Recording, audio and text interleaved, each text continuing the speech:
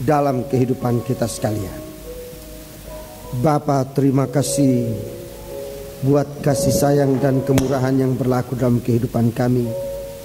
Sudah Engkau nyatakan itu dalam setiap kehidupan pribadi kami. Dalam kesatuan himpunan sidang jemaat ini, baik dalam kehidupan sehari-hari, mencari nafkah, menuntut ilmu, di dalam nikah, dalam rumah tangga masing-masing, bahkan sampai dalam pelayanan kami kepadamu. Sudah nyata Engkau memelihara dan menuntun kami. Saat ini biarlah Engkau lanjutkan didikanmu bagi kami sekalian, membentuk kehidupan kami lebih hari lebih layak di hadapan hadirat-Mu, untuk satu saat tidak ada lagi cacat dan celah, dan kami bisa tetap berada kepadamu, menerima Engkau menjadi kepala dalam kami Tuhan. Terima kasih saat ini berguna bagi kami untuk kami duduk mendengarkan firman-Mu. Hanya ajarkan kami bertekun, memusatkan hati dan pikiran kami bagi firman-Mu. Tapi kuasa-kuasa kegelapan, roh jahat yang selalu mau menggoda, mau mengganggu kami, Tuhan, bersatu hati kami panggil nama Engkau buat usir dia. Di dalam nama Tuhan Yesus Kristus, segala roh jahat, setan kami ikat, kami perintahkan kamu semua. Dalam nama Yesus, pergi, darah Yesus yang berkuasa. Terima kasih Tuhan, biar urapan roh-Mu yang suci tetap menguasai pikiran dan perasaan kami. Dan biarlah Engkau menempatkan firman-Mu di dalamnya, untuk kami hidup bagi Dikau. Terima kasih, haleluya. Dalam nama Yesus kami berdoa, haleluya, amin.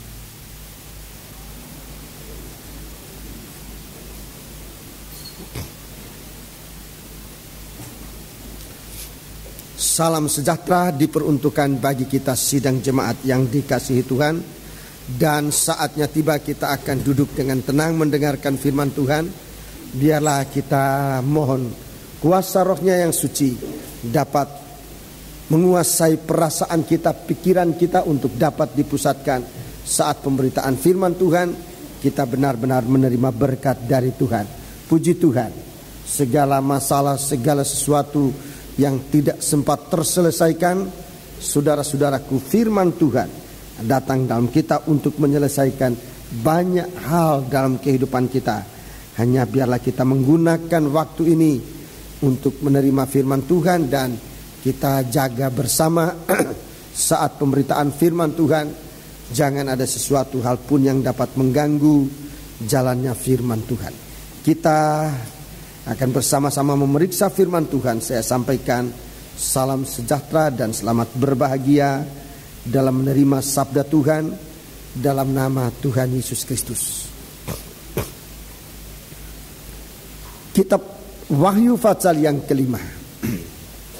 Kitab Wahyu Fatsal yang kelima mengenai oknum ala anak, sebagai oknum yang kedua dari pribadi Allah kita, Tuhan Yesus Kristus. Puji Tuhan, seekor anak domba seperti telah disembelih. Mari kita membaca ayat yang ke-6. Ayat yang ke-6. Wahyu Fatsal 5 ayat yang ke-6. Maka aku melihat di tengah-tengah tahta dan keempat makhluk itu, dan di tengah-tengah tua-tua itu berdiri seekor anak domba seperti telah disembelih, bertanduk 7 dan bermata 7. Itulah ketujuh roh Allah yang diutus ke seluruh bumi. Ya, terima kasih. Saudara-saudaraku, di dalam kitab yang tergulung atau kitab gulungan, di dalam kitab gulungan yang ditulis sebelah dalam dan sebelah luarnya, saudara-saudaraku, sesuatu hal yang ajaib yang Tuhan simpan buat sidang jemaat. Dan ini akan dibukakan di hari-hari yang kita hadapi ini, saudara-saudara. Di dalamnya terletak banyak keadaan dan tergantungnya nasib dari gereja Tuhan di hari-hari akhir ini. Bukan hanya nasib dari gereja Tuhan, tapi dari seantero ciptaan Allah, alam semesta, langit, di bumi maupun di mana saja di mana kuasa Allah berlaku. saat-saat semakin indah. Jika kita mengikuti pembukaan firman Allah pada Wahyu pasal yang kelima ini, kita melihat ada tangisan, ada air mata. Tapi tangisan dan air mata yang ada faedahnya, sebab membukakan suatu rahasia yang tidak dapat dibuka oleh siapapun juga. Kita membaca dalam Wahyu pasal yang kelima ini, semakin hari kita melihat bahkan bahwa perjalanan gereja ini sesungguhnya semakin hari semakin berada dalam keajaiban Tuhan. Dalam pasal yang ke-6, pasal yang kelima, ayat 5 dan 6, oknum Allah yang kedua, itulah Yesus Kristus ditampilkan sebagai singa dari suku Yuda. Singa yang memanjat, singa yang duduk di atas kerajaan Daud, yang tidak akan pernah berakhir. Dan yang kedua ini kita lihat Yesus sebagai anak domba yang telah tersembelih. Tersembelihnya anak domba bukan merupakan suatu kematian. Itu baru pengalaman pertama. Tersembelihnya anak domba bukan akhir dari tampilnya anak domba, tapi justru tersembelihnya anak domba ini baru merupakan penampilan yang nyata untuk umat manusia dan terutama untuk sidang jemaat. Dalam ayat ini, saudara-saudaraku, ayat yang ke-6, seekor anak domba yang telah tersembelih. Dalam keadaan dia tersembelih, yang dinyatakan justru perkara yang dasar, yaitu tanduknya. Dia bertanduk 7. Waktu anak domba tersembelih ini bukan akhir dari penampilan anak domba, tetapi ini baru penampilan pertama untuk umatnya, terutama untuk sidang jemaat. Dengan tampilnya yang di sini dikatakan bertanduk 7 dan kemudian bermata 7. Ini berfaedah bagi kita. Tersembelihnya anak domba membukakan rahasia pribadi dari Yesus Kristus yang sudah menjadi korban bagi kita sekalian. Bagus kita baca lebih dahulu di dalam Injil Yohanes pasal 1, sekalipun kita sudah sering membaca, tidak ada salahnya dalam kesempatan uraian ini kita membaca kembali sebagai keteguhan. Kalau disebutkan di sini anak domba, saudara-saudaraku, maka biarlah kita melihat tugas dari anak domba ini untuk dikenal. Injil Yohanes pasal 1 ayat 29. Pada keesokan harinya, Yohanes melihat Yesus datang kepadanya dan ia berkata, "Lihatlah anak domba Allah yang menghapus dosa dunia." Ya, dalam perjanjian baru nama Allah ini sering digunakan dengan perkataan Yesus. Sebab Yesus artinya juru selamat umat manusia yang menghapuskan dosa-dosa umatnya. Ini Yesus. Jadi dalam perjanjian baru, nama Yesus ini ditampilkan secara nyata. Dalam perjanjian lama, saudara tidak pernah menemukan istilah Yesus. Nama Yesus tidak disebutkan secara nyata. Nama Allah di sana dalam bentuk dalam sebutan Yehova dan seringkali dalam bayangan-bayangan dan sebagainya. Tapi dalam perjanjian baru, begitu Yesus ada dalam kandungan dan nama ini diproklamasikan. Injil Matius pasal 1, nama ini diproklamasikan. Engkau beri nama Yesus untuk dapat menggenapi nubuat Nabi bahwa seorang wanita muda, seorang perawan akan mengandung dan melahirkan seorang anak laki-laki yang bernama Immanuel, Allah berserta dengan manusia. Sebelum manusia bisa tetap bersama dengan Allah, Yesus harus tampil dengan nama Yesus. Sebab penebusan dosa itu mendahului pergaulan kita dengan Tuhan. Sebelum kita ditebus dari segala dosa, kita tidak bisa mengenal Dia secara jelas untuk bersama dengan Dia dalam hubungan yang begitu kuat dan erat, bagaikan tubuh dan kepala yang tidak terpisahkan. Bersamanya Allah dan manusia digambarkan bagaikan tubuh dan kepala yang tidak bisa dipisahkan. Dalam perjanjian lama, Nabi Yesaya dia bernubuat bahwa ada yang memisahkan Allah dan manusia, yaitu dosa. Kepala dan tubuh tidak bersekutu, tidak satu, dan itu berarti mati. Ada dosa antara kepala dan tubuh yang membuat manusia ini mati. Oleh sebab itu dosa ini harus disingkirkan, dan kemudian diadakanlah suatu hubungan. Saudara perhatikan baik-baik apa yang saya ucapkan ini. Dalam perjanjian lama, tubuh dan kepala itu dipisahkan oleh dosa. Yesus datang untuk menyingkirkan dosa ini, supaya terjadi hubungan antara kepala dan tubuh, terjadi hubungan antara manusia dan Allah lewat Kristus. Mari kita baca kembali ayat 29. Pada keesokan harinya, Yohanes melihat Yesus datang kepadanya, dan ia berkata, "Lihatlah anak domba Allah yang menghapus dosa dunia." Iya, yang mengangkut dosa dunia. Terus, "Ialah yang kumaksud ketika kukatakan, kemudian daripadaku akan datang seorang yang telah mendahului aku, sebab dia telah ada sebelum aku. Dan aku sendiri pun mula-mula tidak mengenal dia.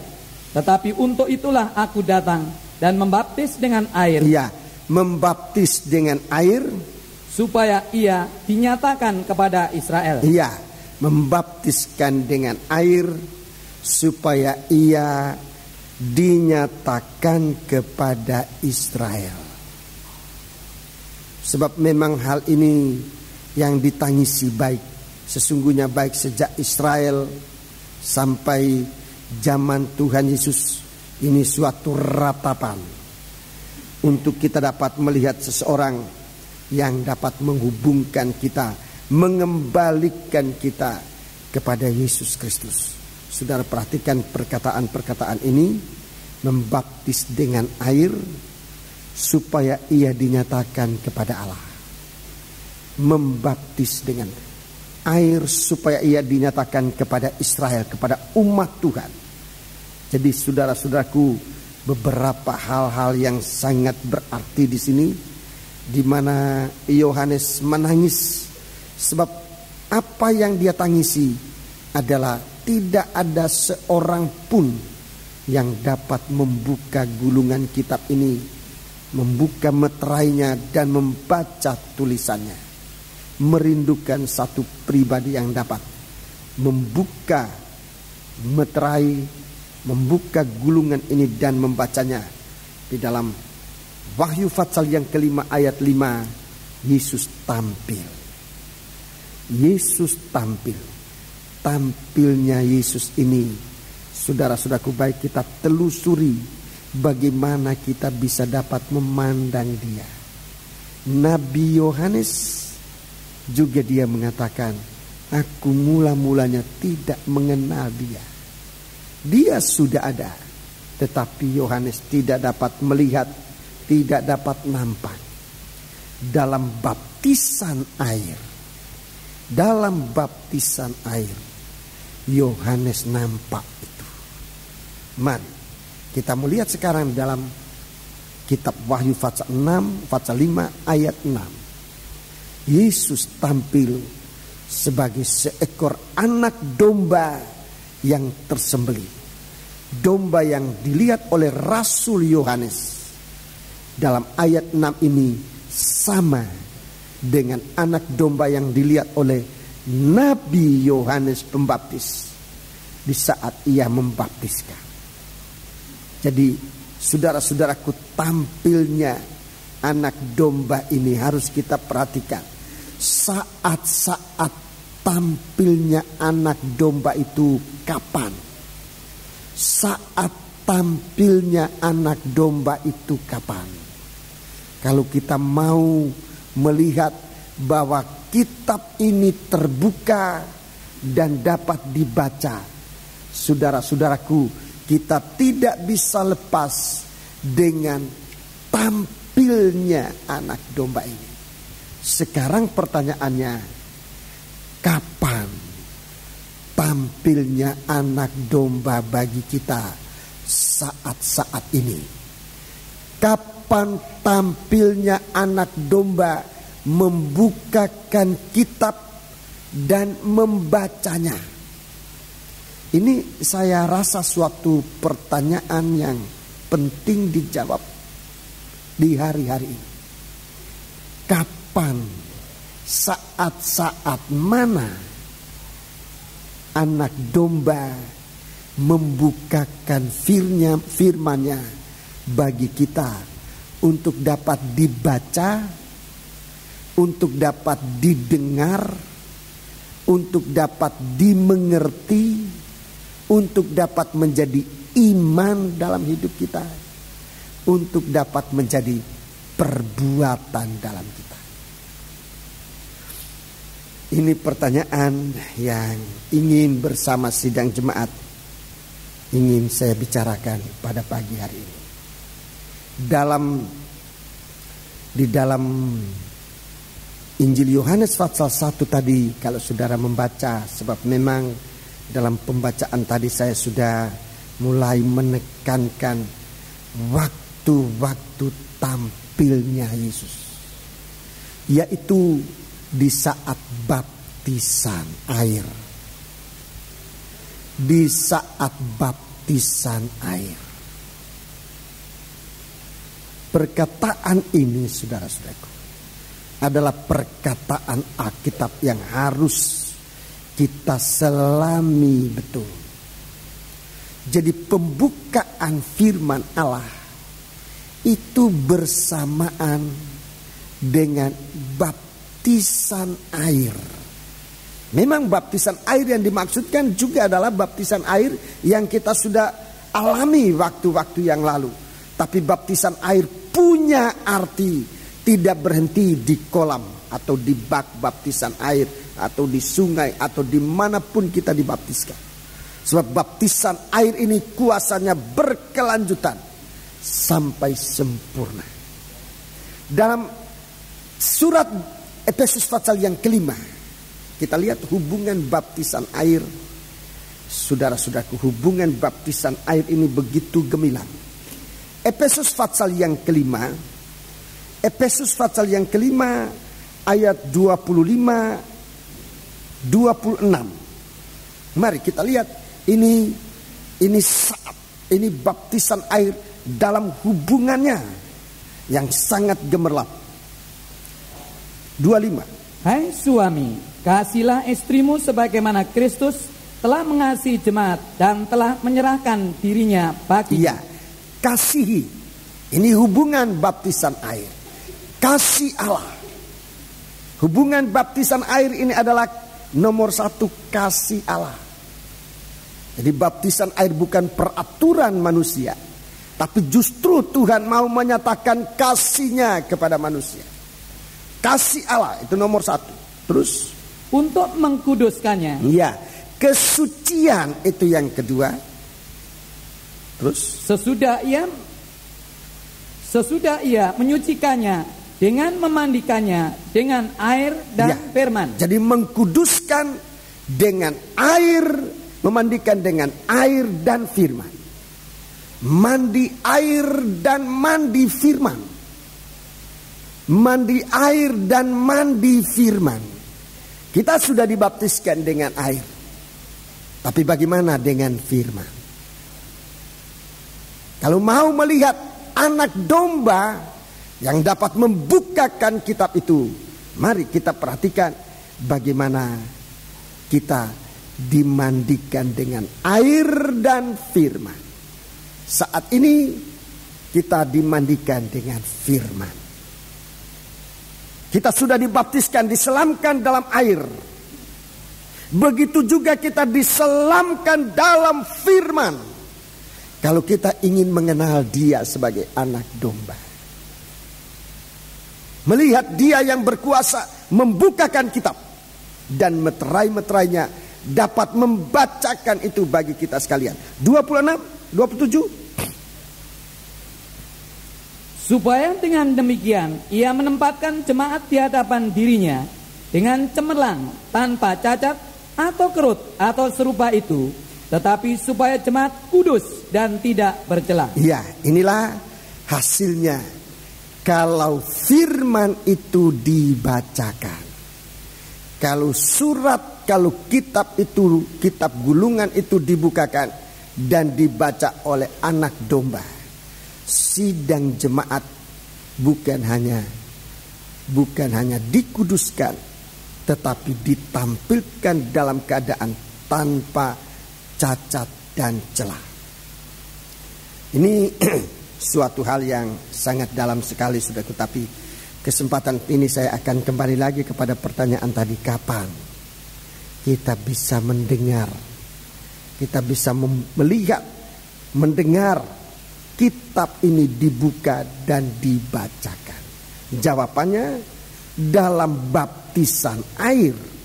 Baptisan air secara pribadi yang kita alami sudah liwat. Tapi sekarang baptisan air dalam kehidupan sehari-hari. Injil Matius pasal yang ketiga. Injil Matius pasal yang ketiga. Saudara lihat di sini, dalam baptisan air ini kita dihubungkan oleh Tuhan dengan pribadinya. Tubuh dihubungkan dengan kepala. Injil Matius pasal yang ketiga, mulai ayat yang ke-15. Lalu Yesus menjawab, katanya kepadanya. Baiknya ayat 13. Maka datanglah Yesus dari Galilea ke Yordan kepada Yohanes untuk dibaptis olehnya. Untuk dibaptis olehnya. Tetapi Yohanes mencegah dia, katanya, akulah yang perlu dibaptis olehmu, dan engkau yang datang kepadaku? Ya, engkau yang datang kepadaku. Lalu Yesus menjawab, katanya kepadanya, ya, biarlah hal itu terjadi, karena demikianlah sepatutnya kita menggenapkan seluruh kehendak Allah. Iya. Dan Yohanes pun menurutinya. Iya. Terima kasih. Ayat yang ke-15 ini, inilah baptisan air. Demikianlah kita melakukan kehendak Allah. Demikianlah kita melakukan kehendak Allah. Saudara, coba lihat dalam tubuh kita ini. Segala sesuatu gerakan dalam tubuh ini, entah sadar atau di bawah kesadaran, pengaruh kesadaran kita, semuanya diatur dari kepala. Ini secara tubuh. Saudara bisa lihat apa yang ada di dalam tubuh kita, segala gerakan yang ada dalam tubuh kita ini, segala perasaan, segala keinginan, segala apa saja dalam tubuh kita, gerakan di bawah sadar atau tanpa kesadaran, itu semua diatur dari kepala. Itu semua diatur dari kepala. Jika hubungan antara kepala dan tubuh ini terganggu, saudara-saudaraku, maka tubuh itu mengalami suatu kegagalan. Kalau hubungan antara kepala itu terganggu, maka terjadi suatu kegagalan. Maafkan kepada saudara kita tadi yang bersaksi secara tidak atur sedemikian rupa juga tidak disengaja. Tapi bagi kita sudah melihat secara jelas gambaran. Jika kepala dan tubuh ada gangguan, tubuh itu sangat terganggu. Saudara dengar tadi kesaksian saudara kita. Bergerak tidak bisa, duduk tidak bisa, berjalan tidak bisa. Hubungan antara kepala dan tubuh ada gangguan yang perlu diperbaiki.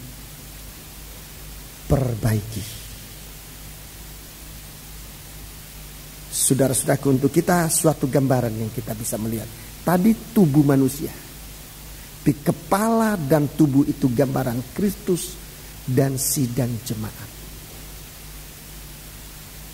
Di sini dalam memperbaiki tubuh itu suatu operasi besar yang harus dikerjakan adalah Yesus datang ke dalam dunia. Dia sebagai anak domba Allah. Saudara-saudaraku, dia rela menerima tugas untuk mengadakan hubungan kembali antara Kristus dan sidang jemaat. Di mana rusaknya hubungan antara kepala dan tubuh? Di mana rusaknya antara Tuhan dan sidang jemaat? Di mana? Di sini dikatakan di dalam kehendak Allah.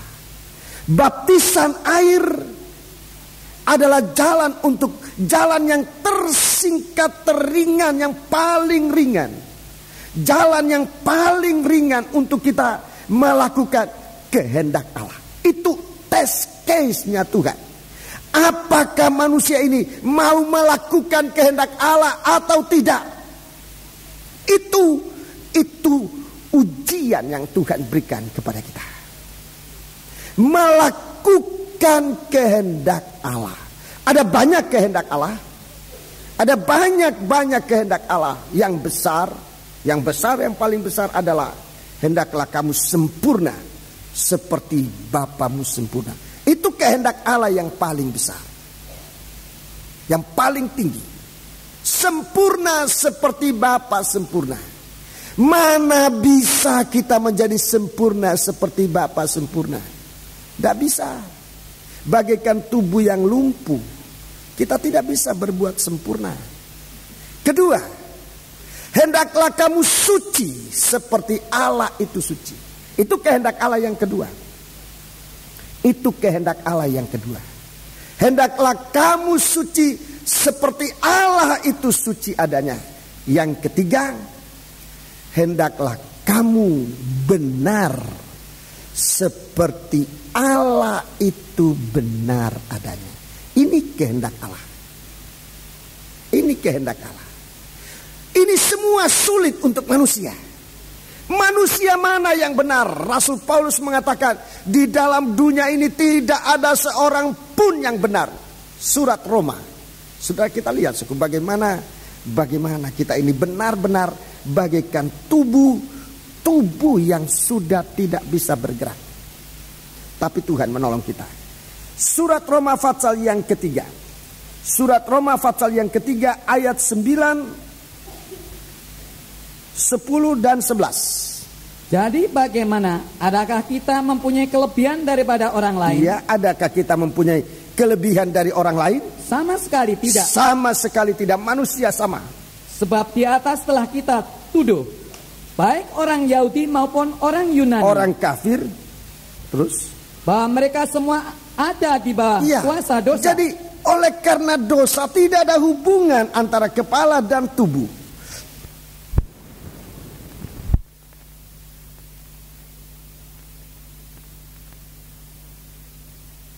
Yang benar. Tidak ada yang benar. Seorang pun tidak. Seorang pun tidak ada yang benar. Jadi kalau ada orang sekarang merasa benar, dia punya kebenaran adalah kebenaran diri sendiri, dan itu tidak mampu membuat suatu gerakan yang hidup di hadapan Tuhan. Kebenaran diri sendiri tidak mampu memberikan suatu aktivitas yang hidup di hadapan Tuhan. Kita perhatikan itu. kebenaran diri sendiri. Jadi kalau kita ini merasa benar, pasti kebenaran itu kebenaran diri sendiri, bukan kebenaran dari Allah. Kalau kita dibenarkan oleh Allah, yang kita rasa adalah kemurahan. Itu yang kita rasa. Kalau kita merasa benar, itu bukan kebenaran dari Allah. Itu kebenaran diri sendiri. Tapi kalau kita dibenarkan oleh Allah, yang kita rasakan adalah kemurahan Tuhan. Itu bedanya. Itu perbedaan. Ini beda besar. Orang yang benar sendiri, orang yang merasa benar, itu kebenaran dari dirinya sendiri. Tapi kalau orang menerima kebenaran dari Allah karena diampuni, maka yang ia rasakan adalah kemurahan Tuhan. Itu yang dia rasakan. Dan kemurahan ini yang membimbing dia kepada pertobatan yang lebih mendalam. Kemurahan ini yang memperdalam ia lebih bertobat. Itu ayatnya dalam surat Roma pasal 2 ayat 4. Saudara catat saja. Itu kemurahan Allah itu yang membawa orang kepada pertobatan yang sungguh-sungguh. Kebenaran diri sendiri tidak membawa manusia kepada pertobatan. Tidak. Itu bedanya, saudaraku. Benar dan benar ini berbeda. Kebenaran diri sendiri, manusia merasa benar dan tidak membawa dia pada pertobatan, membawa dia kepada keangkuhan. Tapi kalau orang merasa benar, dibenarkan oleh Allah, yang ia rasa adalah kemurahan. Orang ini dibimbing oleh Tuhan kepada lebih hari lebih bertobat, untuk satu waktu dia menjadi suci sama seperti Allah suci. Dia menjadi sempurna sama seperti Allah sempurna. Jadi jangan keliru hidup dalam kebenaran. Jangan-jangan kebenaran ini kebenaran diri sendiri yang tidak bisa membuat kita melakukan sesuatu berkenan di hadapan Allah. Ayat 11. Tidak ada seorang pun yang berakal budi. Iya. Tidak ada seorang pun yang mencari Allah. Tidak ada seorang pun mencari Allah. 12. Semua orang telah menyeleweng. Semua telah menyeleweng. Mereka semua tidak berguna. Iya, orang menyeleweng bagi Tuhan tidak berguna. Tidak ada yang berbuat baik. Iya. Seorang pun tidak. Terus. Kerongkongan mereka seperti kubur yang ternganga. Iya. Lidah mereka merayu-rayu. Iya. Bibir mereka mengandung bisa. 14. Mulut mereka penuh dengan sumpah serapah. Sumpah serapah ini sama dengan kepahitan. Bisa dicatat itu, saudara. Sumpah serapah ini sama dengan kepahitan.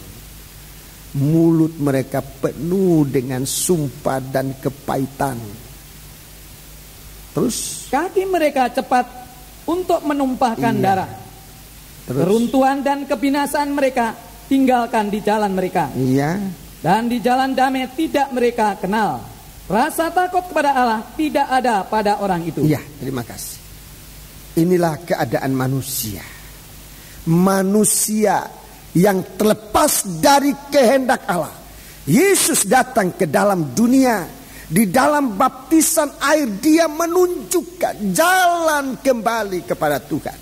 Kembali untuk melakukan seluruh kehendak Allah. 3 kehendak Allah tadi. Kebenaran, kesucian, kesempurnaan. Jalan yang paling ringan yang Tuhan tunjukkan adalah baptisan air. Itu lebih dahulu. Di situ test case. Kalau baptisan air bisa dilakukan, itu yang paling ringan. Sudah tidak ada lagi yang lebih ringan. Sebab manusia dimanapun, di kota, di desa, di hutan, manusia purbakala pun tahu yang namanya mandi, tahu itu. Tahu, bisa dilakukan. Tapi kalau sampai orang itu tidak mau dibaptiskan, jangan bicara langkah selanjutnya. Untuk melakukan kehendak Allah, Tuhan hanya minta dibaptiskan, masuk dalam baptisan air. Tapi itulah perkara yang paling dilawan oleh manusia hari-hari ini. Itulah yang paling tidak mau dilakukan oleh manusia. Sehingga saya dapat berkata, kalau manusia itu masih mau dibaptis ke air, itu sudah kemurahan Allah bagi dia. Dan Tuhan sudah melihat, kalau baptisan air aja kita tidak bisa lakukan, jangan bicara yang lanjut-lanjutnya. Sebab arti rohani dari baptisan air nanti adalah kematian dan kebangkitan, sengsara bersama Yesus untuk hidup dibenarkan di dalam Dia. Itu arti rohani dari baptisan air. Jadi mulai jasmaninya saja dulu. Kalau jasmaninya orang sudah tidak mau lakukan, yang rohani pun orang tidak bisa lakukan. Dan itu berarti manusia tidak akan pernah sampai kepada di mana Allah itu berada. Allah berada dalam dunia roh. Pengalaman kematian dan kebangkitan, praktik kita hidup di dunia ini, di bumi ini adalah lewat baptisan air. Kalau baptisan air yang paling ringan itu melakukan kehendak Allah, kita tidak mampu lakukan. Apalagi yang rohani, yaitu sengsara bersama Yesus. Kalau dalam baptisan air kita sudah tidak betul, nanti masuk pengalaman kematian bersama Yesus pun tidak akan benar. Tidak akan benar. Sebab itu mari kita perhatikan baptisan air ini, bahwa kita melakukan itu sungguh-sungguh seperti Yesus lakukan untuk menggenapkan seluruh kehendak Allah. Di sini permulaan hubungan kita dengan Tuhan. Melakukan kehendak Allah. Yesus tidak berdosa. Yesus tidak berdosa. Yesus tidak putus hubungan dengan Tuhan. Tetapi saudara-saudaraku, untuk memberikan contoh teladan bagi kita, bagaimana jalan kita kembali kepada Kristus yang adalah kepala. Saudara-saudaraku, untuk kita ada hubungan dengan Dia, Tuhan memberikan teladan. Injil Markus pasal yang ke-10. Injil Markus pasal yang ke-10. Tuhan memberikan kita teladan itu, saudara. Memberikan kita teladan untuk kita bisa kembali kepada Tuhan. Injil Markus pasal yang ke-10. Kita membaca mulai ayat 35. Injil Markus pasal yang ke-10. Manusia merindu kembali kepada Tuhan. Tetapi jalannya bagaimana? Tidak tahu. Jalannya bagaimana? Manusia tidak tahu jalan itu. Coba kita. Lalu Yakobus dan Yohanes, anak-anak Zebedeus, mendekati Yesus dan berkata kepadanya, Guru, kami harap supaya engkau kiranya mengabulkan suatu permintaan kami. Mengabulkan suatu permintaan kami. Ini secara manusia, hubungan antara Yesus dan murid-murid ini kelihatan bagus. Kelihatan sangat normal. Bagaikan sahabat, bagaikan guru dan murid. Hubungan itu sangat bagus. Mereka berjalan bersama, mereka hidup bersama, mereka berada dimanapun saudara-saudaraku dalam kegiatan selalu bersama Yesus. Tapi satu perkara yang belum tercapai adalah ini. Mari. Jawabnya kepada mereka. Apa yang kamu kehendaki aku perbuat bagimu? Ya. Apa yang kamu kehendaki aku perbuat kepadamu? Ini persoalan kehendak. Baca. Lalu kata mereka, berkenankanlah kami duduk dalam kemuliaan-Mu kelak, yang seorang di sebelah kananmu dan yang seorang lagi di sebelah kirimu. Jadi permohonan ini tidak tanggung-tanggung, bukan minta mobil, bukan minta beras, bukan minta sembuh, bukan. Izinkan kami duduk bersama Engkau di atas takhtamu. Ini yang dibukakan dalam Wahyu pasal 4 dan pasal 5. Suasana takhta. Tetapi tidak ada jalan untuk bisa masuk. Ada gulungan kitab, tapi tidak bisa dibuka. Sebab bermeterai. Ada tulisan tapi tidak bisa dibaca. Di sini murid-murid merindukan untuk duduk di atas takhta itu bersama Dia. Berikan kami duduk yang seorang di sebelah kananmu dan yang seorang lagi di sebelah kirimu.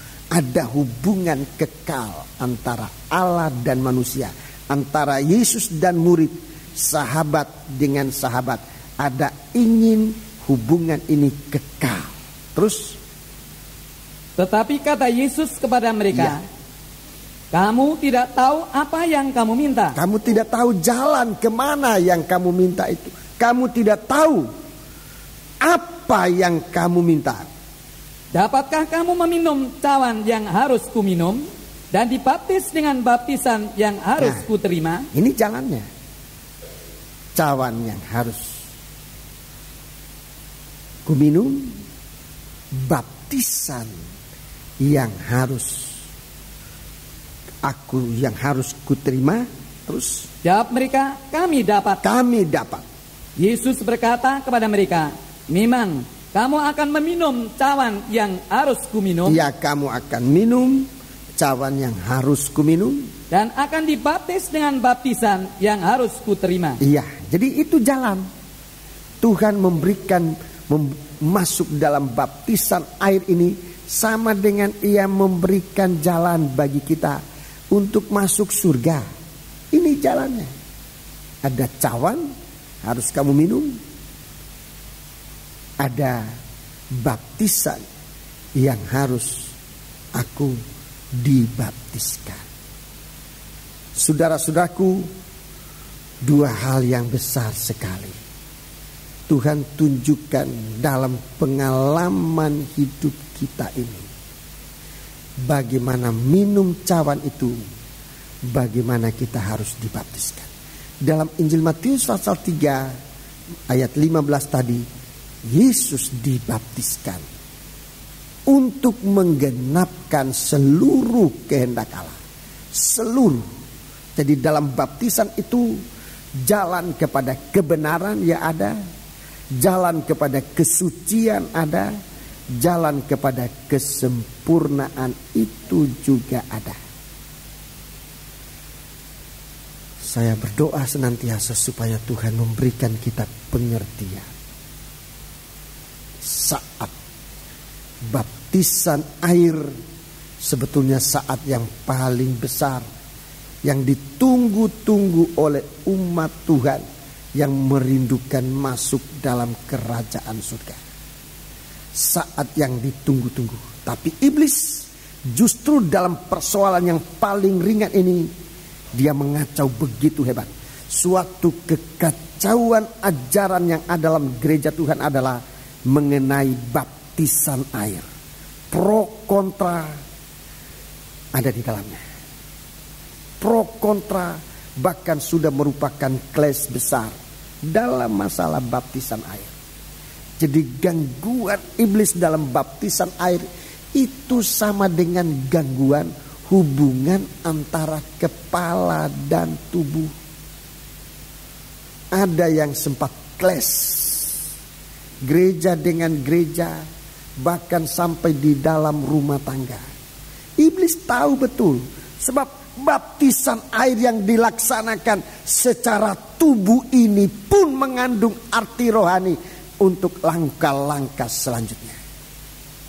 Seorang perwira yang gagah perkasa, tetapi ia berpenyakit kusta. Ia berpenyakit kusta. Dia tidak ada dia tidak mendapat kesembuhan dari mana-mana. Di waktu dia pergi kepada asis Allah, dia merasakan kalau dia pergi kepada asis Allah itu dapat menyembuhkan dia dengan ucapan kata-kata doa dan sebagainya. Tapi waktu panglima ini, waktu perwira ini datang kepada asis Allah, kepada hamba Allah itu menunjuk sungai Yordan. Pergi basuh diri 7 kali di sungai Yordan. Di sini saudara-saudaraku, yang dilemparkan di situ bukan soal mandinya di sungai itu yang utama. Perwira ini juga tahu Kalau mandi saja, sungai di negeriku jauh lebih bagus dari sungai ini. Kalau hanya untuk mandi saja, mengapa saya harus datang di sini? Tapi seorang budak perempuan mengatakan, seandainya Aziz Allah itu memerintahkan sesuatu yang besar demi kesembuhanmu, apakah engkau tidak mau melakukannya? Apalagi dengan perintah ini yang hanya sederhana, mandi di air sungai itu 7 kali celupkan diri. Masakan Bapak tidak mampu melakukan? Waktu perwira ini hatinya dikuasai oleh Tuhan, dan ia mau melakukan perintah yang paling sederhana ini. Dia melakukan mandi 1, 2, 3, 4, 5, 6, 7 kali. Waktu ia keluar, dia sudah disembuhkan, dilahirkan baru. Alkitab mengatakan kulitnya berubah seperti bayi yang baru lahir. Itu bukan soal mandinya, soal melakukan kehendak Allah. Baptisan air, saudara-saudaraku, bukan soal peraturannya, melakukan perintah Allah itu yang terutama. Jadi di saat itu, saudaraku, yang tadi saya katakan, di saat itu kitab itu terbuka. Di saat kita ingin melakukan firman Allah, di sanalah firman Allah dibukakan bagi kita. Saat kita mau melakukan kehendak Allah, di saat itulah firman Allah dibukakan. Kalau sidang jemaat, saudara-saudaraku, tidak ingin melakukan firman Allah, atau hanya mau menerima firman Allah ini sebagai pengetahuan, firman Allah bisa kita dengar tapi pidato atau ilmiah yang saudara bisa terima. Kita tidak bisa melihat apa yang ada di dalam pembukaan ini. Bisa kita masuk di dalam gereja, ada firman disampaikan panjang atau pendek waktunya.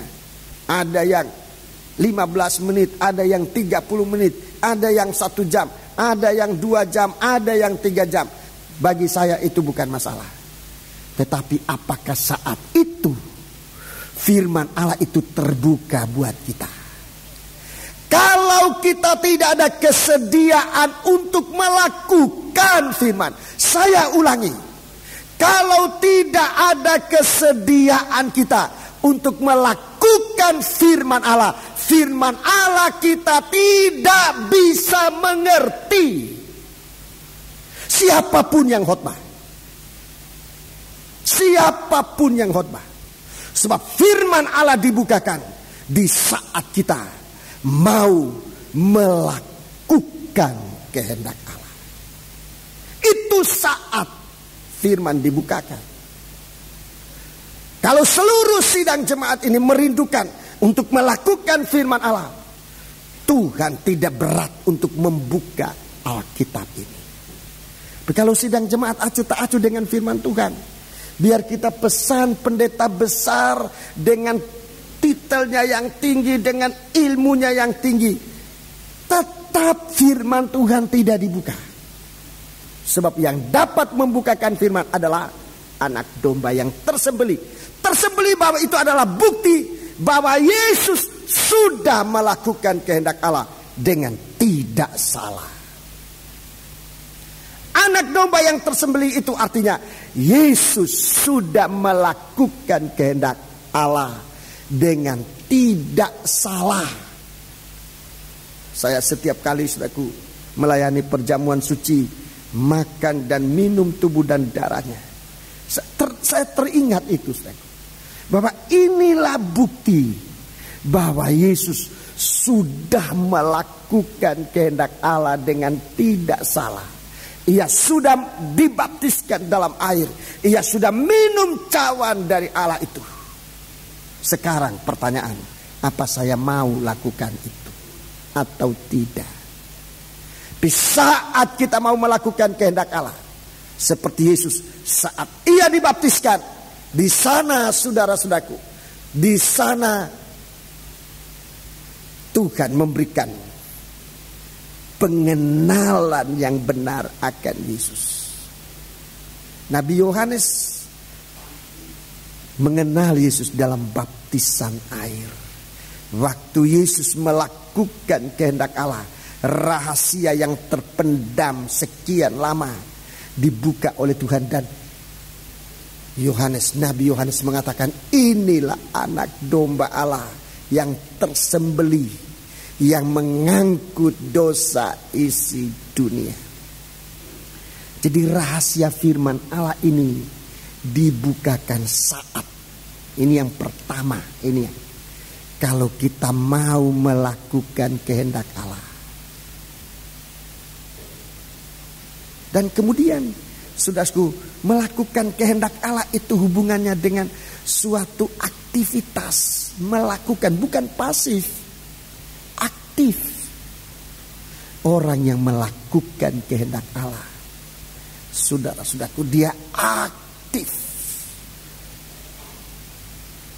Aktif dan aktif berbeda, saudara. Ada orang mungkin begitu banyak bekerja, tapi Tuhan katakan tidak aktif. Mengapa?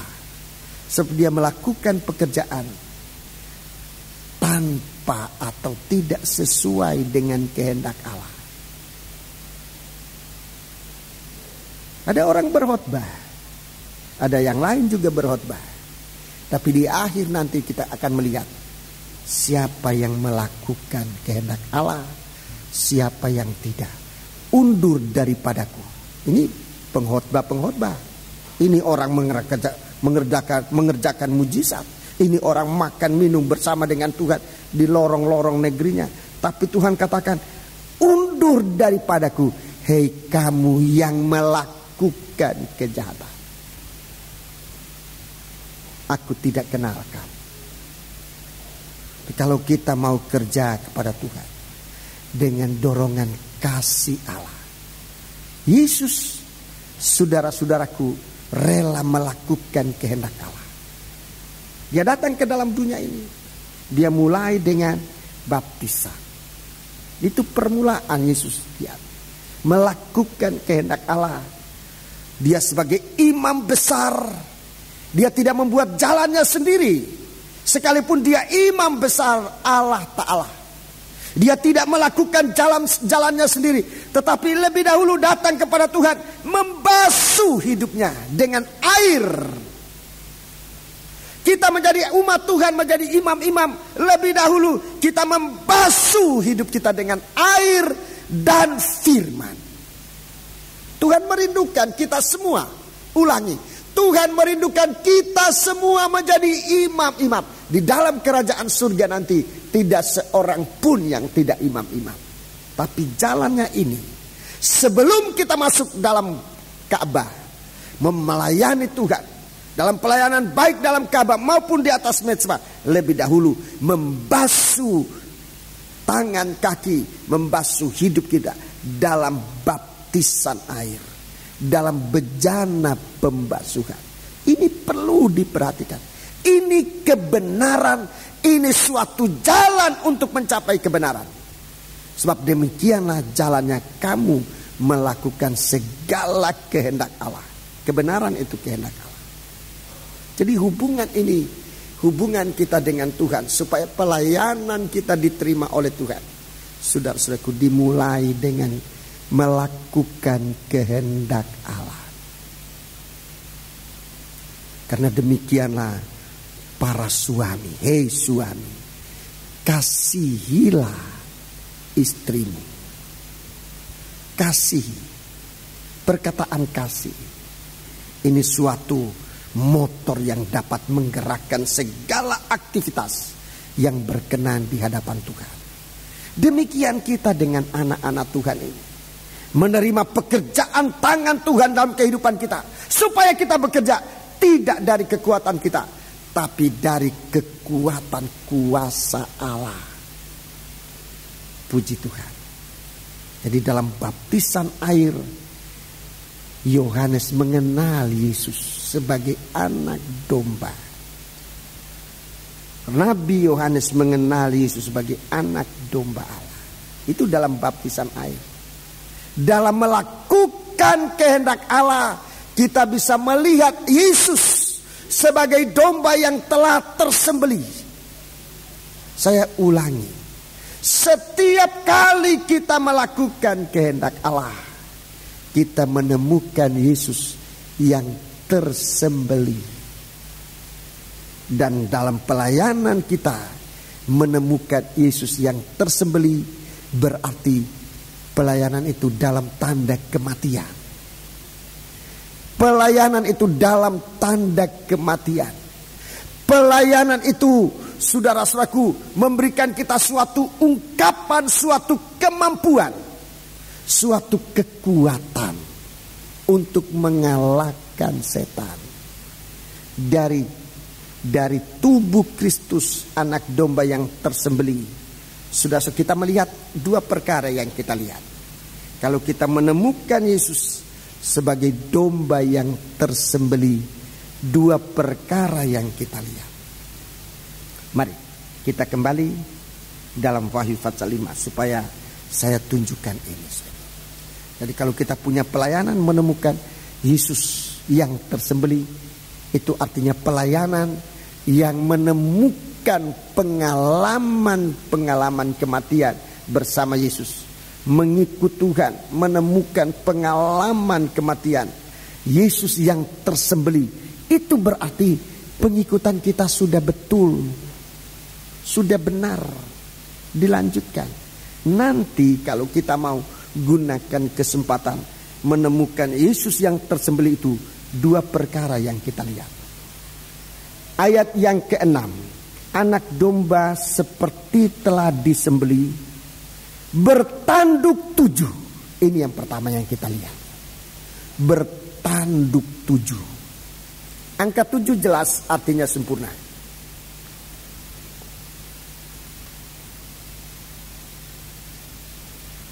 Itu yang kita lihat.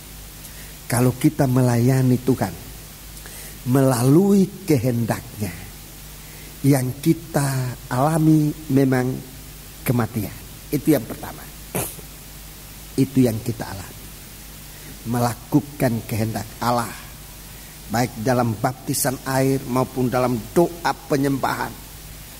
Saudaraku, yang kita alami adalah pengalaman kematian, tapi yang dapat kita lihat di sini adalah pada anak domba itu ada 7 tanduk. Tanduk itu kuasa. Tanduk itu kuasa. Tanduk itu kuasa. Jadi bersama dengan tubuh yang tersembelih, Yesus yang mati, Yesus yang sudah melakukan seluruh kehendak Allah. Kalau kita ikut Dia, pengalaman pertama kita lihat adalah kuasa. Pengalaman bersama Yesus itu juga disebut kesaksian Yesus. Pengalaman mengikut Yesus itu juga disebut kesaksian Yesus. Dan dalam pengalaman kesaksian Yesus, Rasul Yohanes dibuang ke Pulau Patmos. Itu karena kesaksian, ya. Karena pengalamannya mengikut Tuhan benar.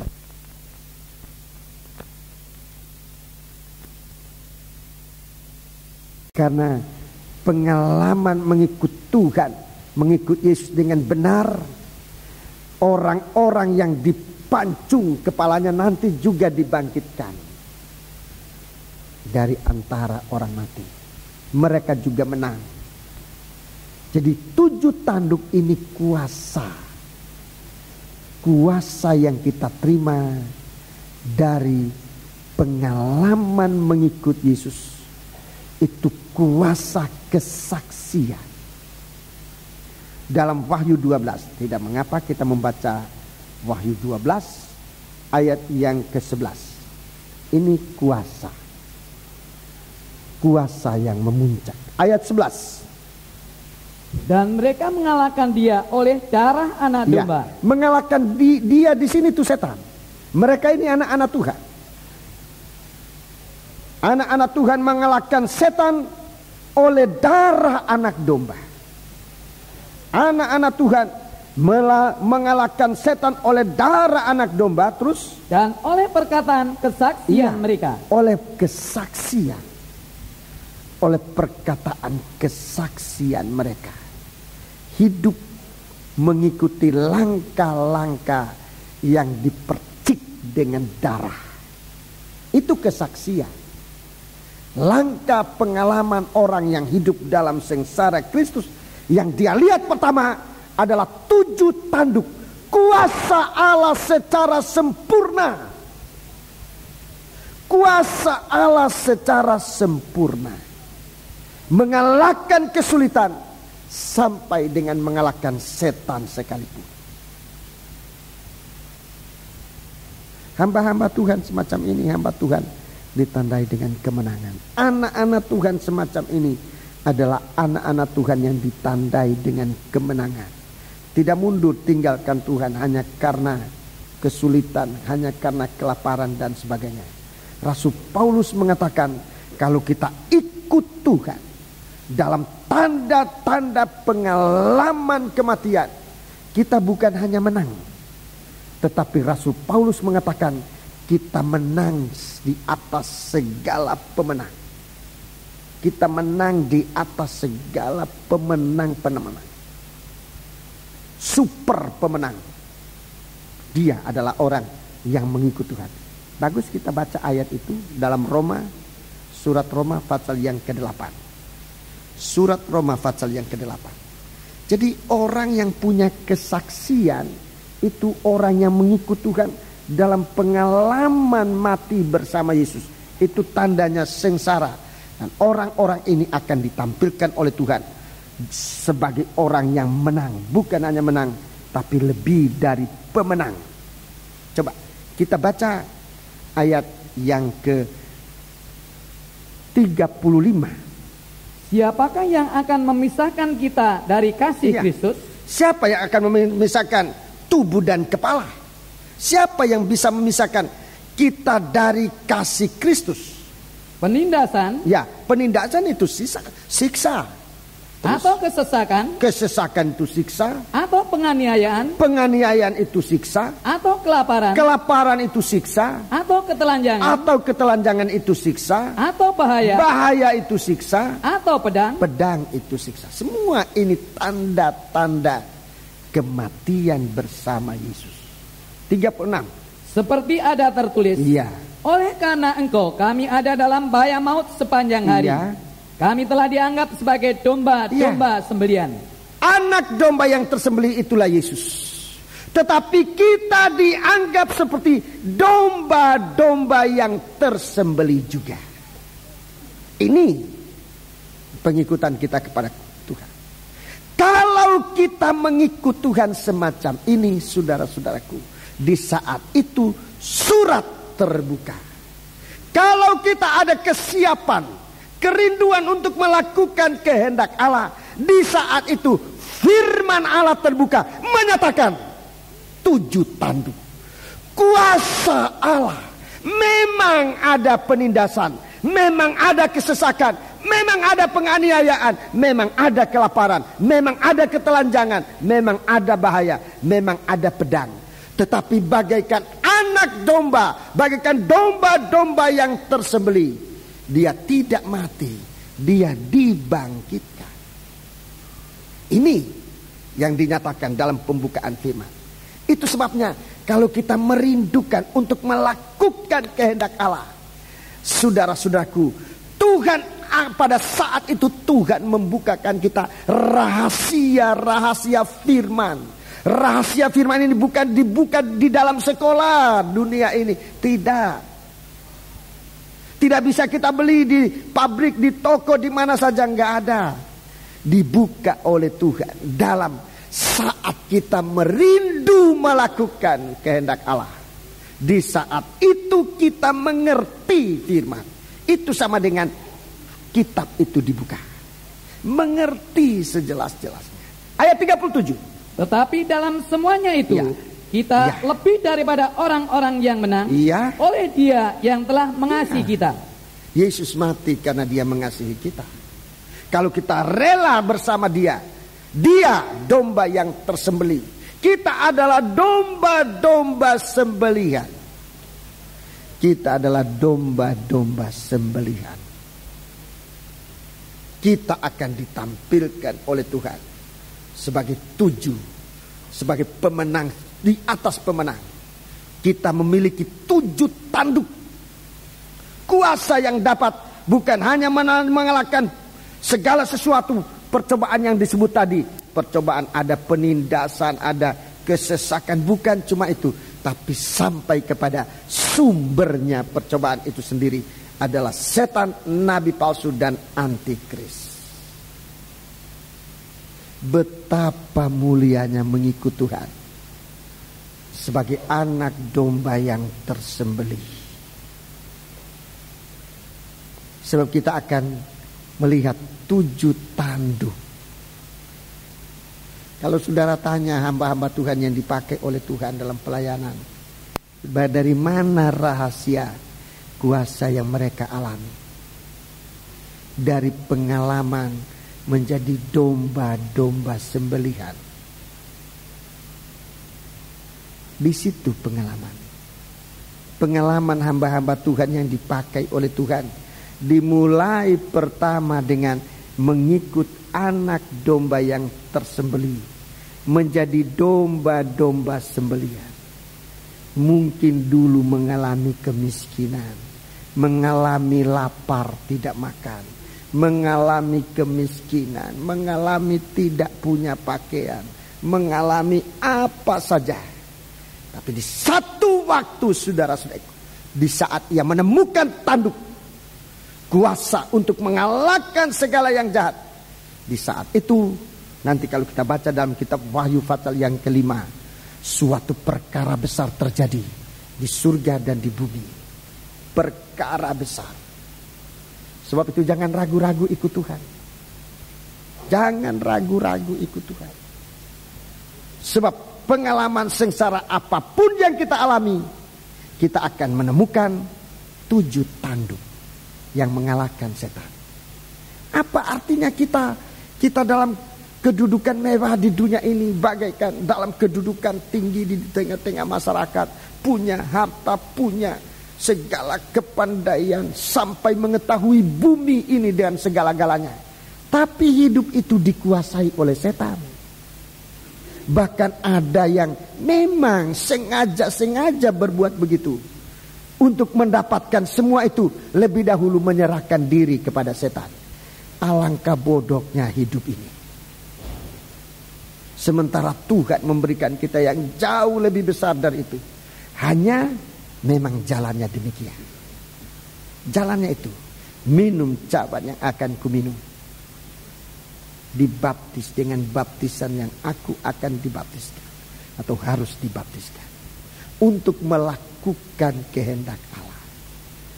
Saudara-saudaraku, tapi hubungan kita dengan Tuhan, Rasul Paulus setelah dia melihat begini, salah seorang contoh tentang Rasul Paulus yang dia melihat Kristus yang tersalib itu, dia tanya, waktu dia harus mengenal dia kena sinar, sorotan sinar yang tajam. Dia bertanya, siapa engkau yang aku aniayakan?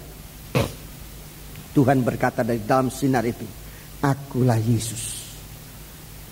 Begitu dia menemukan Yesus, Rasul Paulus punya pengalaman.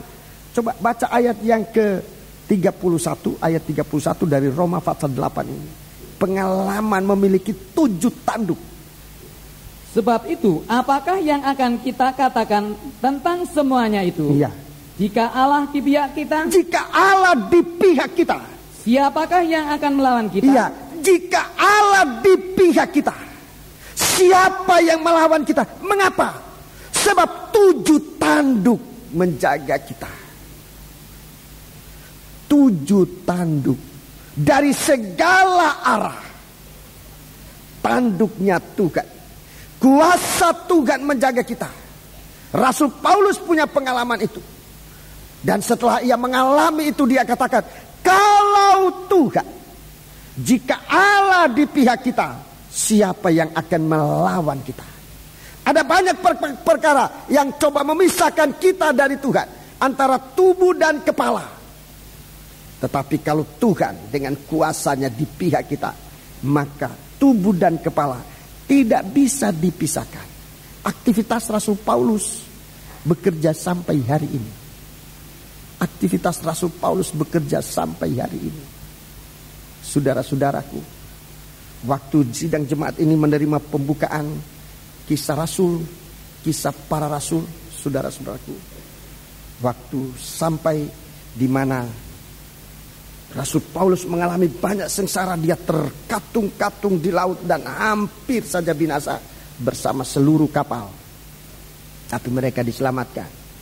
Waktu dia berada di darat, dia mengumpulkan ranting-ranting untuk membuat api unggun di mana mereka bisa memanaskan diri, sebab waktu itu sudah musim dingin. Seekor ular memagut tangan dari Rasul Paulus. Tapi dia kebaskan, dia masukkan dalam api. Ular itu mati. Orang-orang di sekitarnya mengatakan orang ini pasti penjahat. Sebab sekalipun dia luput dari laut, tapi si jahat, dewa pembunuh itu tetap mengejar dia. Mereka menunggu sebentar lagi Rasul Paulus pasti mati. Sebab ular yang memagut dia itu adalah ular yang berbisa. Tapi setelah mereka melihat beberapa waktu Rasul Paulus tetap segar, malah menjadi orang yang lebih kuat, mereka berbalik pandangan. Orang ini pasti orang, salah satu dewa yang menjelma dalam manusia. Waktu itu dalam penguraian dan penjelasan, mata saya terbuka dengan apa yang terjadi dengan tangan. Apa yang dibuat oleh tangan Paulus, yang sampai sekarang ada di tengah-tengah sidang jemaat. Rasul Paulus menulis surat-surat dan jelas-jelas dalam beberapa ayat dia katakan, surat ini aku tulis dengan tanganku sendiri. Tangan yang pernah dipagut ular untuk mati, untuk mematikan Rasul Paulus. Tapi tangan itu tidak mati. Kegiatan Rasul Paulus tidak mati sampai pada hari ini. Tulisan itu masih kita baca. Tulisan itu masih menghidupkan. Dia tidak mati. Kalau hubungan antara Kristus dan tubuhnya, kalau hubungan antara Allah dan manusia itu baik seperti Rasul Paulus mengatakan, Tuhan di pihak kita, siapa lawan kita? Apa yang dapat memisahkan tubuh dan kepala? Tubuh itu tetap, aktivitas dari tubuh itu tetap hidup sampai hari ini. Firman Allah itu dituliskan, merupakan surat-surat, merupakan dokumen yang dikirim ke seluruh dunia. Sekarang sudah diterjemahkan dalam ribuan bahasa, baik bahasa besar-besaran maupun bahasa daerah-daerah yang kecil-kecil. Berapa waktu lalu kita ikut membantu penterjemahan dalam beberapa daerah, bahasa daerah di Indonesia ini yang belum sempat dijangkau. So masih banyak saudara-saudaraku yang daerah bahasa-bahasa daerah di Indonesia yang belum mempunyai Alkitab. Ini sekarang sedang diterjemahkan. Saya saudaraku bersama sidang jemaat mengirimkan kepada Lembaga Alkitab Indonesia untuk membantu pencetakan. Surat-surat itu harus ditulis, dikirimkan di mana-mana. Dan oleh kemurahan Tuhan bagi kita sidang jemaat, saudara-saudaraku mendapat suatu kepercayaan di hari-hari mendatang ini. Kita akan doakan bahwa di sidang jemaat ini dipercayakan suatu majalah yang tadinya dikelola oleh Kabar Mempelai Internasional, Kabar Mempelai dari Nederland, tapi sekarang diserahkan kepada kita. Kelanjutan, Bapak Pendeta Toteis menyerahkan itu kepada saya dan sidang jemaat untuk mengelola penulisan ini. Ini tidak bisa dikerjakan oleh tubuh yang mati. Oleh tubuh yang mati tidak bisa dikerjakan. Hanya tubuh yang ada hubungan dengan kepala.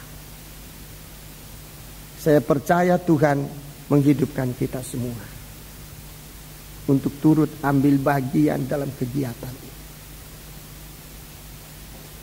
Kegiatan terutama dalam banyak hal, dan yang kita harus jaga adalah pengaruh dari antikris dengan mamonnya, dengan keuangannya.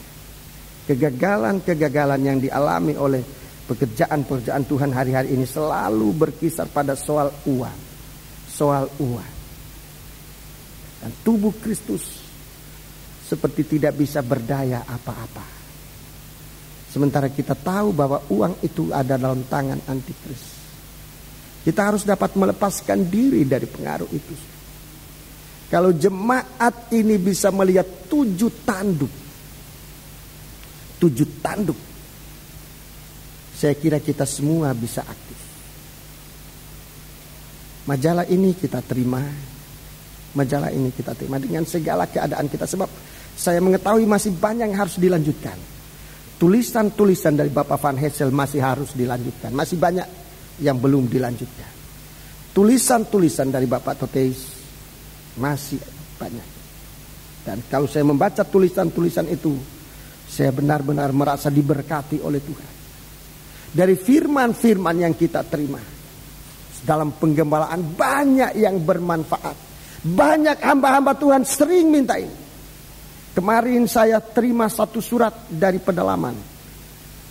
Seorang pegawai yang bekerja di pedalaman. Di sana mereka ada kurang lebih 7 keluarga. Tidak tergembalakan, tidak ada pengajaran ini. Om, kirimkan kami buku-buku dari pengajaran ini. Kita tidak punya itu. Jangan tangan ini dimatikan oleh ular. Kita mempunyai berkat firman Allah nomor 1. Kemampuan menulis itu nomor 2. Dan sebagainya. Hanya tinggal sekarang. Motornya apa? Motornya bukan uang. Bukan ambisi. Kasih Allah. Kalau kasih Allah menyala di dalam kita. Kita mungkin tidak bisa lagi ke pedalaman-pedalaman itu. Dari Irian, dari Kalimantan, dari Sulawesi, dari Pulau Nias, dari Kalimantan, bahkan di luar negeri. Saudara-saudaraku, dengan apa kita bisa lakukan? Tangan yang pernah dipagut ular ini, tangan yang pernah berbuat dosa ini, tangan ini harus dibawa kepada Tuhan untuk dihidupkan kembali. Dan dengan demikian, dengan tangan ini bisa melakukan pekerjaan Tuhan. Saudara-saudara yang sudah melibatkan diri dalam kegiatan ini, sebab sekarang masih dalam persiapan, dan beberapa saudara-saudara sudah melibatkan diri secara langsung. Tapi saya juga merindukan seluruh sidang jemaat harus melibatkan diri dalam hal ini, membantu supaya pekerjaan ini bisa berjalan. Bukan nama manusia siapa-siapa yang diagungkan, tetapi kitab ini harus dibukakan, harus menjelajah. Coba kita lihat saya. Dalam kitab Wahyu Fatsal 5 tadi. Kitab Wahyu Fatsal yang kelima ini. Kita lihat bahwa firman Allah itu harus menjelajahi seluruh bumi ini. Firman Allah itu harus menjelajahi seluruh muka bumi ini. Mari, dalam ayat yang ke-6 kita baca kembali. Ayat yang ke-6. Maka aku melihat di tengah-tengah tahta dan keempat makhluk itu, dan di tengah-tengah tua-tua itu berdiri seekor anak domba, seperti telah disembelih. Ini nomor terus. Bertanduk 7. Bertanduk 7 itu kuasa Allah. Mari. Dan bermata 7. Bermata 7. Itulah ketujuh roh Allah yang diutus ke seluruh bumi. Itulah ketujuh roh Allah yang diutus ke seluruh bumi. Roh Allah diutus ke seluruh bumi itu mau apa? Membawa berita dari surga. Itu roh yang diutus ke seluruh dunia. Itu roh Allah. Itu matanya Allah yang diutus oleh Tuhan ke seluruh dunia.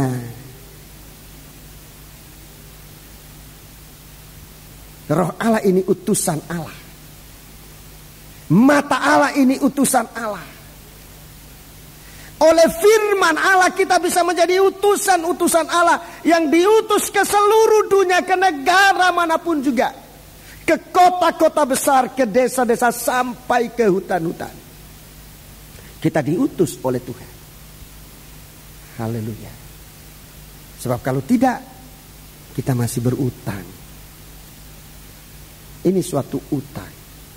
Rasul Paulus melihat bagaimana bukan hanya menerima kuasa sebagai pemenang, tetapi sebagai mata Allah, sebagai kehidupan yang dipakai oleh Roh Kudus untuk diutus ke seluruh dunia. Tuhan mengutus kita mungkin bukan tubuh kita. Tuhan mengutus kemampuan kita untuk membawa berita firman Allah ini di mana-mana dengan tulisan yang kita tulis, dengan saudara-saudaraku lewat majalah, lewat kaset, lewat kesaksian surat menyurat. Banyak saya lihat saudara-saudara yang lewat surat menyurat, segera dia kirimkan kemanapun. Roh Allah tidak tinggal dalam satu tempat, tapi ke seluruh dunia. Matanya Tuhan ke seluruh dunia. Sebagaimana saya pernah cerita tentang suatu pengalaman, cuma sayangnya ini pengalaman hanya dalam mimpi. Di suatu waktu saya diizinkan oleh Tuhan dari suatu lautan untuk dapat melihat. Dari lautan itu saya bisa melihat seluruh dunia ini. Apa yang diperbuat oleh manusia. Dari lautan itu saya melihat. Saya waktu itu teringat, oh ini laut. Inilah laut kaca dalam Alkitab. Saya kagum terhadap mimpi itu. Tapi bertahun-tahun saya tidak mengerti mimpi itu. Saya lupakan. Tapi waktu saya berada dalam pengutusan Tuhan, saya baru menjadi mengerti bahwa apa yang dulu merupakan mimpi saya itu adalah pengutusan Tuhan. Oleh karena firman Allah ini, kita bisa melihat seluruh dunia dimanapun yang Tuhan izinkan. Kalau oleh karena firman, sehingga saya menjadi tahu kalau saya pergi kemana saja, bukan karena firman Allah, saya tidak mau pergi. Kalau untuk utusan ini, saya tahu tanduk Allah, 7 tanduk akan menyertai. Mata disertai oleh 7 tanduk. Setiap pengutusan Tuhan disertai dengan kuasa. Waktu saya melihat negeri-negeri asing beberapa negeri asing, saya sudah menjadi mengerti. Dulu saya bermimpi soal itu, saya tidak mengerti. Tapi kemudian saya menjadi mengerti bahwa satu kehidupan yang tidak berarti. Tapi kalau Roh Allah menguasai, firman Tuhan saudara-saudaraku dibukakan, ditaruh, dan oleh dan lewat firman Allah ini kita bisa melihat apa saja. Adalah firman Allah. Dan akan lebih lagi saudaraku, firman Allah ini nanti akan dibukakan di dalam surat Ibrani. Sudah lihat bagaimana tajamnya mata Allah itu. Surat Ibrani pasal yang keempat. Begitu tajamnya mata Allah itu. Dalam firman, pengaruh Roh Kudus.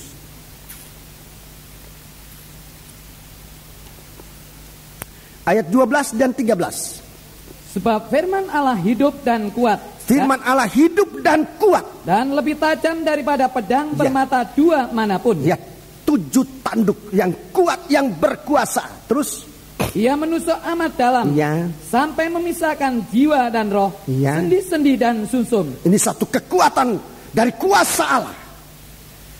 Kuasa yang dapat mengoperasi sampai memulihkan kembali tubuh yang tadinya mati, tubuh yang tadinya tidak bisa bergerak, tidak bisa duduk, tidak bisa jalan, tidak bisa berbuat apa-apa. Tubuh yang mati itu sampai ke dalam sumsum dioperasi oleh firman Tuhan. 7 tanduk berkuasa. 13. Ia sanggup membedakan pertimbangan dan pikiran hati kita. 13. Dan tidak ada suatu makhluk pun yang tersembunyi di hadapannya. Tidak ada. Mata itu bisa menerobos dari apapun yang sempat memisahkan, yang tadinya menghalangi pandangan. Mata itu tidak bisa dihalangi. Dia sanggup. Tidak ada makhluk pun yang tersembunyi di hadapannya. Kalau Tuhan mengutus kita, dengarkan baik-baik. Tidak ada yang sanggup menghalangi. Kalau Tuhan mengadakan pengutusan, tidak ada sanggup menghalangi. Terus? Sebab segala sesuatu telanjang dan terbuka di depan mata dia. Semua di hadapan mata ini, semua kelihatan. Terus? Yang kepadanya kita harus memberikan pertanggungan jawab. Itu mata Tuhan. Sebab itu mari, kalau kita menghadapi, kalau kita sekarang berada di sekitar anak domba Allah yang tersembelih, saudara-saudaraku, 2 perkara ini Tuhan berikan. Tanduknya itulah kuasa Allah. 7 mata yang bisa yang bisa melihat segala sesuatu. Suatu pengutusan dengan kuasa Roh Kudus yang tidak bisa terhalangi. Tuhan begitu berpengaruh, begitu kuasa bagi kita. Hanya sekarang, apa yang kita lakukan sekarang ini? Apakah kita biarkan hubungan kita dengan Tuhan itu terputus begitu saja? Yang bisa memutuskan hubungan kita dengan Tuhan itu namanya berhala. Bisa kesibukan, bisa hobi, bisa macam-macam. Lihat saja, kalau sesuatu tawaran-tawaran, tetapi akan berakibat hubungan kita dengan Tuhan putus. Lebih baik kita berdoa kepada Tuhan. Tuhan, kalau ini Engkau punya kemauan mengutus aku di daerah terpencil atau di mana saja, tapi bukan untuk memutuskan hubunganku dengan Dikau, silakan Tuhan nyatakan. Rasul Paulus, Rasul Yohanes, dia diutus, dibuang di Pulau Patmos. Tetapi di Pulau Patmos tidak memutuskan hubungan dia dengan Tuhan. Matanya terbuka untuk memandang bukan hanya dunia ini, tapi dia memandang sampai kerajaan surga. Tapi kalau sesuatu yang dunia tawarkan untuk memutuskan hubungan kita dengan Tuhan, untuk kemudian kita menjadi orang yang kehilangan kuasa Allah, kehilangan tanduk dari Allah, kehilangan mata Allah, kita benar-benar dirugikan yang tidak ternilai jumlahnya. Tapi kalau dimanapun kita berada, mungkin di daerah baru, tapi di sana supaya kita menjadi berkat dengan kuasa Allah yang dalam kehidupan kita. Di sana Tuhan menciptakan suatu yang baru untuk menjadi berkat bagi siapapun yang ada di sekitar itu. Saya tidak melarang saudara berada di mana, tidak. Kalau saya bicara ini tidak melarang. Tetapi kalau tempat atau tawaran-tawaran dari dunia ini akan berakibat memutuskan hubungan dengan Tuhan, lebih baik kita berdoa supaya Tuhan menyatakan kehendaknya. Haleluya. Banyak tawaran-tawaran yang menggiurkan, yang memberikan seolah masa depan kita di dunia ini terjamin. Tetapi kalau itu merugikan masa depan kita di dunia roh sana, dan di tempat itu kita menjadi orang yang putus hubungan dengan Tuhan,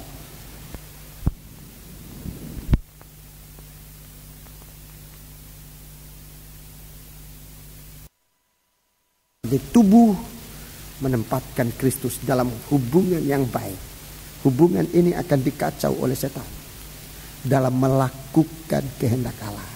Yesus mulai dari baptisan air. Saudara perhatikan hubungan melakukan kehendak Allah.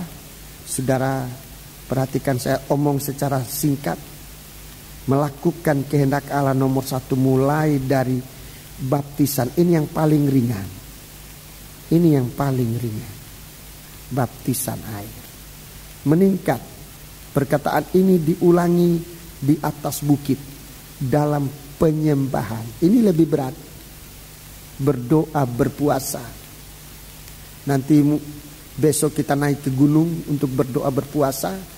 Saudara yang tidak ikut ke gunung besok, ke Batu, saudara di sini tetap ada kesempatan berdoa berpuasa pada hari Selasa. Jam sembahyang puasa, jam sembahyang di sini tetap ada, saudaraku, jam 5:30 sore. Kebaktian doa, kebaktian Biston hari Selasa tetap jalan. Sementara kita yang naik ke bukit besok berdoa berpuasa selama 2 hari, berdoa berpuasa 3 malam, 2 hari 3 malam kita berdoa berpuasa di sana. Saudara yang ada di sini ikut dalam acara itu, baik di rumah. Saudara mau berpuasa di rumah silakan, boleh, tetapi jangan lupa puasa itu harus disertai dengan doa dan membaca firman. Tetap Ini yang kedua, melakukan kehendak Allah. Nomor 1 baptisan air. Nomor 2 berdoa secara real. Nomor 3, saudara-saudaraku, doa itu lebih meningkat. Getsemani, pengalaman Getsemani. Itu doa puncaknya doa. Perobekan daging. Di sana Tuhan berkata, Bapa, kalau boleh cawan ini liwat daripadaku, tapi dalam hal ini bukan kehendakku. Lagi bicara tentang kehendak.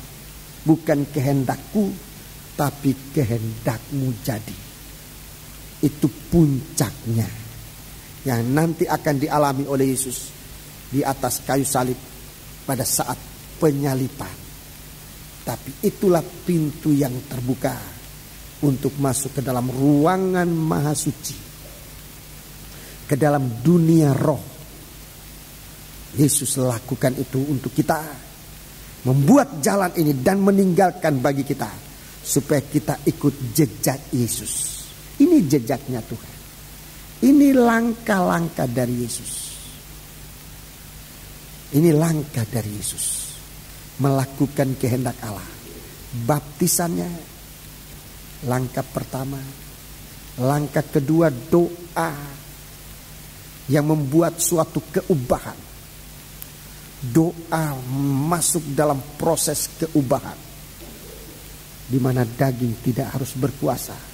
Sampai langkah yang ketiga, doa yang memuncak pada perobekan daging di Getsemani. Ini langkah yang ditinggalkan oleh Tuhan bagi kita.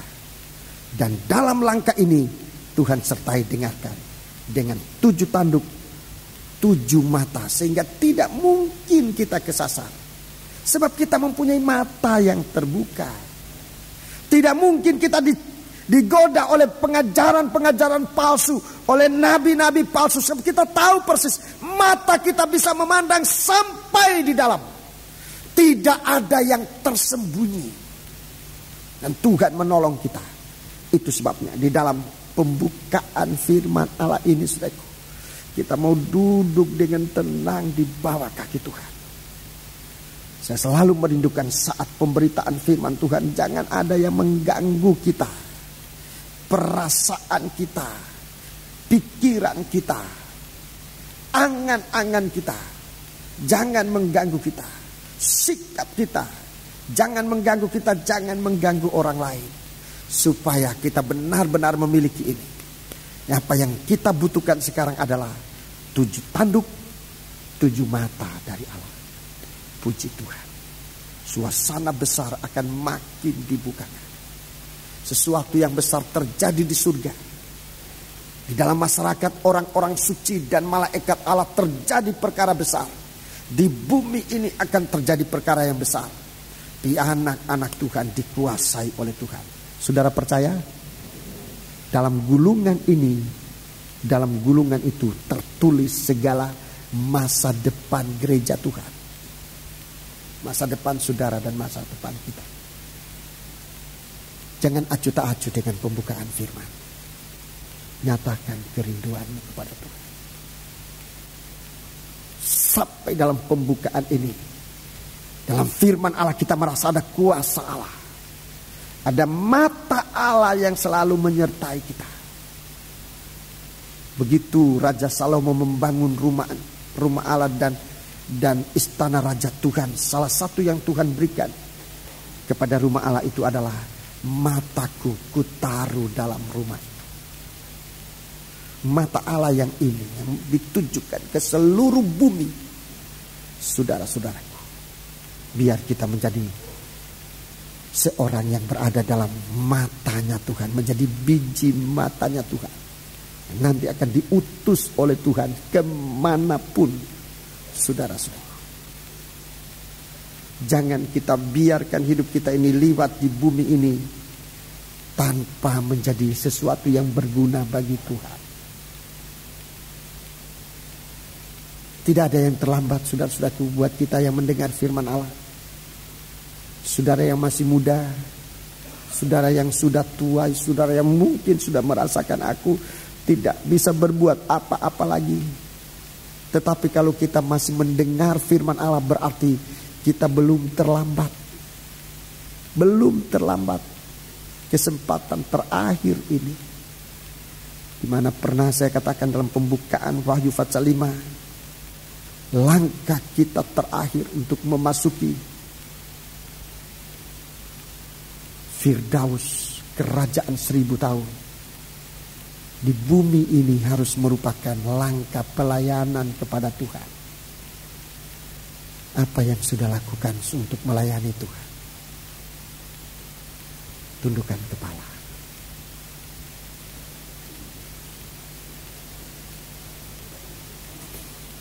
Di tempat saudara berada,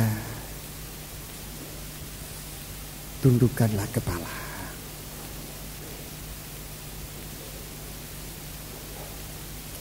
Mata Allah terbuka buat saudara. Dia tidak pilih kasih. Dia merindu. Dia memberikan kuasanya kepada kita, supaya setiap pribadi merupakan biji mata Allah yang dilindungi oleh Tuhan, yang dipelihara oleh Tuhan, tetapi untuk berguna diutus oleh Tuhan kemanapun juga. Saudara berada dalam rumah tanggamu sebagai seorang anak Tuhan, saudara diutus oleh Tuhan untuk suamimu. Kalau saudara seorang istri, kalau saudara seorang suami, saudara diutus oleh Tuhan untuk istrimu, untuk anak-anak, untuk orang tua. Kita diutus ke seluruh bumi ini. Kepada siapapun yang kita jumpa, kita diutus oleh Tuhan untuk dia. Jangan kita tutup mata, jangan kita tutup mulut kita dengan kesaksian yang kita alami bersama Yesus yang tersembelih, anak domba yang tersembelih. Engkau utusan Tuhan di situ. Jangan biarkan anakmu mati sebelum dia mengenal Tuhan. Jangan biarkan seseorang yang saudara kasihi, entah itu istri, entah itu suami, entah orang tua, harus menjadi binasa sebab saudara tidak mau menjadi utusan Tuhan buat dia. Jadilah utusan Tuhan, mata Tuhan yang diutus oleh Tuhan ke seluruh dunia. Begitu kita menemukan anak domba Allah yang tersembelih, kesempatan bagi kita menjadi utusan Tuhan. Haleluya, haleluya, haleluya.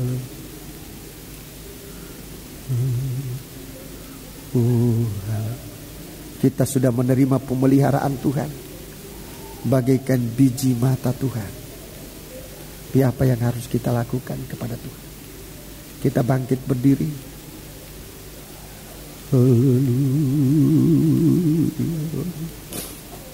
Saudara ingin menyembah Allah dengan roh dan dengan kebenaran, sembahlah Tuhan.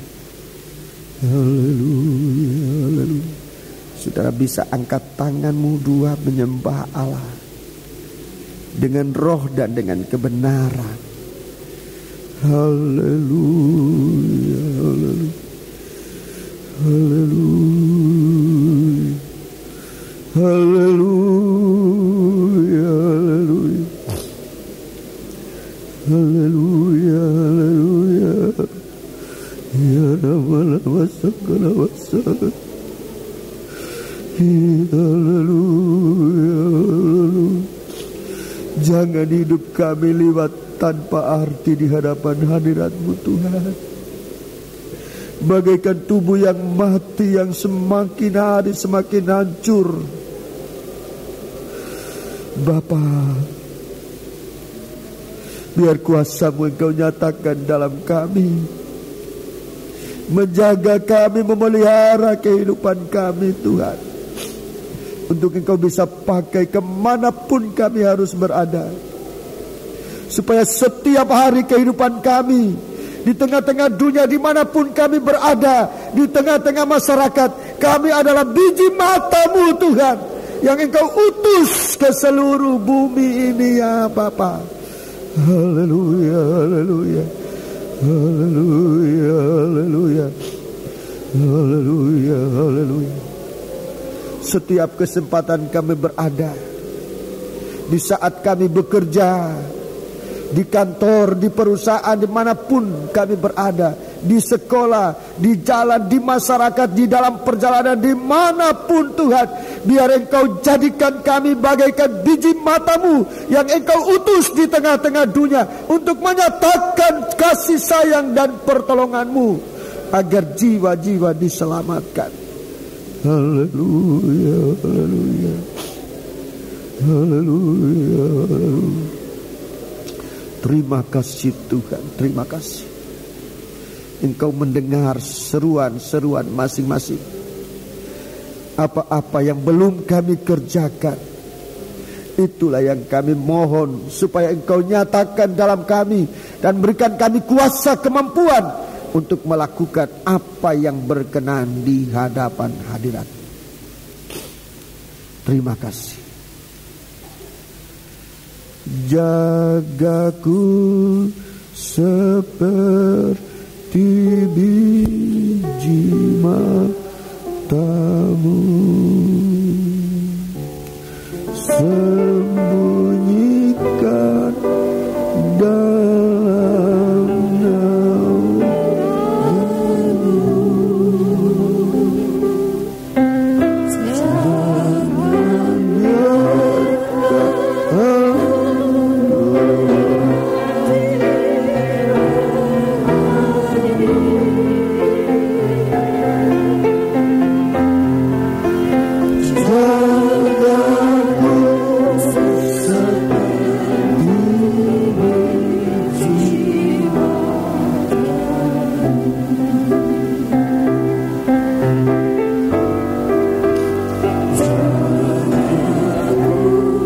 mengakhiri penyembahan kita. Serahkanlah dirimu kepada Tuhan. Sekalipun dunia berguncang-gancing, kita tetap berakar di dalam Dia. Sekalipun langit berguncang-gancing, tapi kita tetap bergantung kepada Dia untuk tidak gugur dan binasa, tetapi dipakai oleh Tuhan. Jagaku seperti biji mata. Sekali lagi, doa ini kita naikkan bersama. Seperti kaitkan hidup ini dengan Tuhan, dengan firman-Nya, dengan kasih-Nya, dengan Roh-Nya yang suci. Haleluya.